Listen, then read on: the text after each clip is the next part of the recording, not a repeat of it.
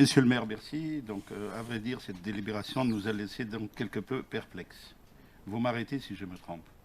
Vous avez décidé de racheter donc à l'établissement public donc foncier local pour la somme donc de 302 000 euros un bien de 825 mètres carrés situé au 38 rue d'Alembert.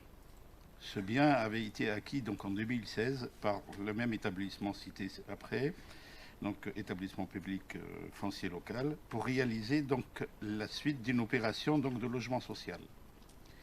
Et alors que la demande de logements sociaux donc est immense sur le territoire, vous renoncez à construire ces logements sociaux.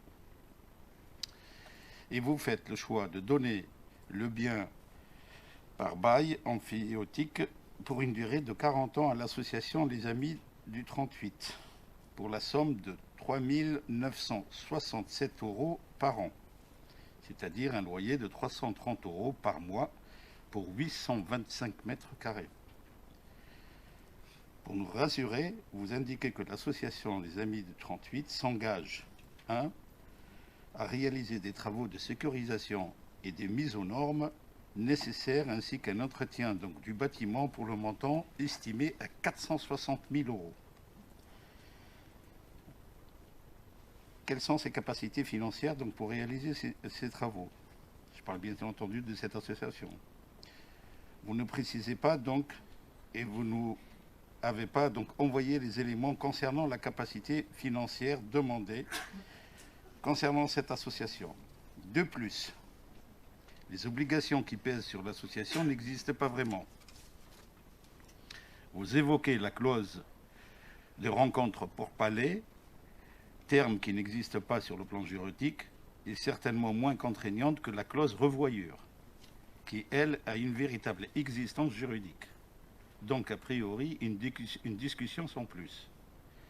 Et celle-ci n'a eu lieu qu'à partir de la 16e année, c'est donc très loin et pas très précis. Par ailleurs, les statuts de l'association que nous avons demandé précisent que son objet est de s'occuper de la gestion du bâtiment. À notre avis, cela ne donne pas la capacité juridique à signer un bail avec la ville. De plus, vous ne nous avez pas fourni donc les éléments comptables de l'association que nous avons demandés. Et les statuts de celle-ci sont totalement hallucinants. Par exemple, le bureau est composé donc du président et des trésoriers. Le CA n'est pas précisé. Et l'article 6 de l'association se compose des membres de fait, sans plus de détails. Et tout le reste de l'avenant.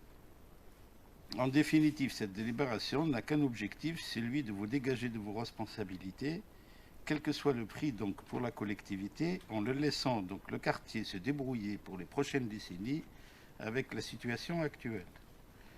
Nous vous demandons de renoncer à ce projet et de réaliser les logements sociaux initialement prévus sur ce terrain et dont les Grenoblois ont cruellement besoin. Nous voterons contre cette délibération. Merci.